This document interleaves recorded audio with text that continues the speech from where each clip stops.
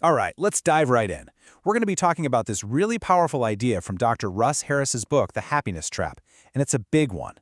It basically asks, what if this thing we're all chasing, happiness, isn't just out of reach, but the chase itself is what's making us miserable? It's a complete paradox, and honestly, it might just change the way you think about, well, everything.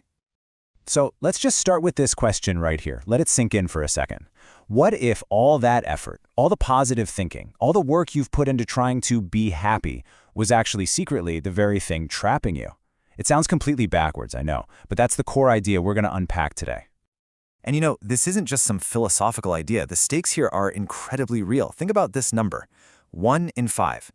That's how many of us, according to the World Health Organization, will deal with clinical depression in our lifetime. 1 out of every 5 people. That's huge.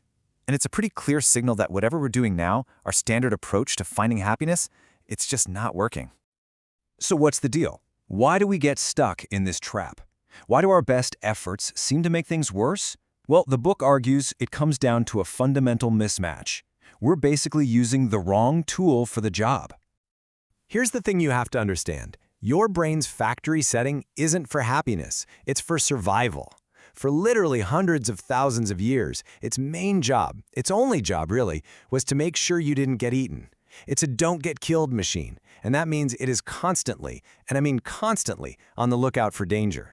And you can see how this ancient programming messes with us in the modern world, right? That constant scan for danger, it's not spotting saber-toothed cats anymore, it's creating anxiety about work emails. That primal need to compare yourself to others to make sure you fit into the clan? Well, now your clan is the entire internet, which is an impossible comparison that just makes you feel like you're not enough. And that drive for more, it means no matter what you achieve, the good feeling never lasts. Okay, so if our thoughts are the problem, why can't we just stop them? Just decide to be positive. This seems like the most logical solution. But this, right here, is where the trap slams shut. And this is why. We try to use the rules of the outside world on our inside world, and it just doesn't work. Out there, if there's a problem, like a wolf, you solve it. You get rid of it. If it's raining, you build a shelter. Control works. But when you try to apply that same get-rid-of-it logic to your own thoughts and feelings, it's a total disaster. It backfires every single time. In fact, let's try a little experiment right now. See this star?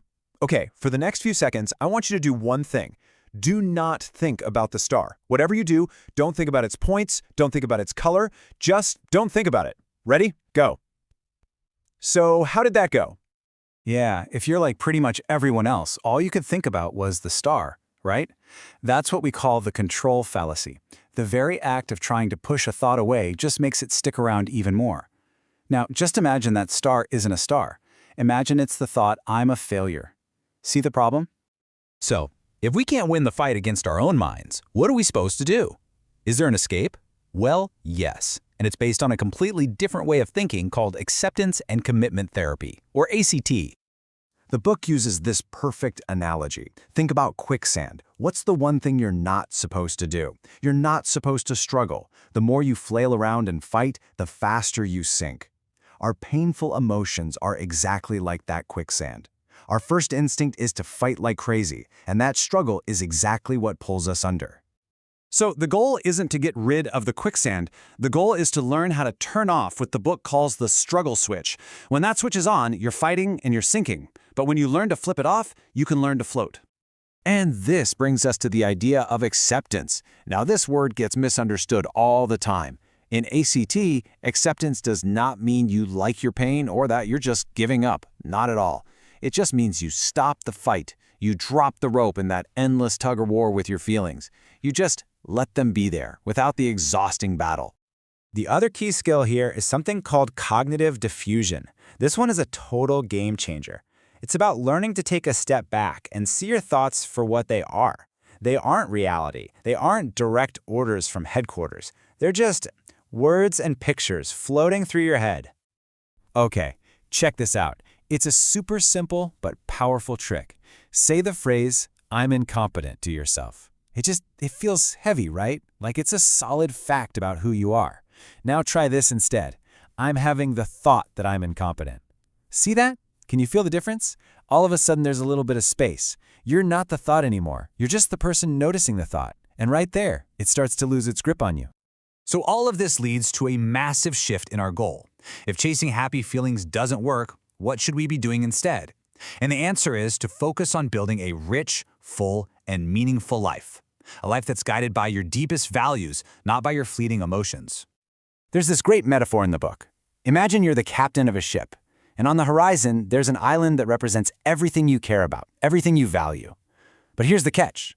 Your ship is full of these loud, obnoxious demons, your fears, your doubts, your insecurities. And every single time you try to steer toward that island, they just go crazy, screaming at you to turn back. But here's the secret. The demons are loud, for sure, but they can't actually steer the ship. They can't touch the wheel. The only power they have is the power you give them when you listen to their threats and turn the ship around. You can learn to keep sailing toward what matters with them on board. You just don't have to let them be the ones giving the orders. And to steer that ship well, you got to know the difference between values and goals. Values aren't destinations, they're directions. It's like deciding to head west. You can always head west. Goals are the specific places you stop along the way, the rivers you cross, the mountains you climb. The good life isn't about reaching the final destination, it's about the journey in that meaningful direction. So, what this all means is that letting go of the struggle isn't about playing it safe. It's not about hiding in the harbor. It's actually the exact opposite. It's what finally gives you the courage to pull up the anchor and set sail on a real adventure. I think Helen Keller absolutely nailed it with this one. A life where you're just trying to avoid any and all discomfort isn't really living.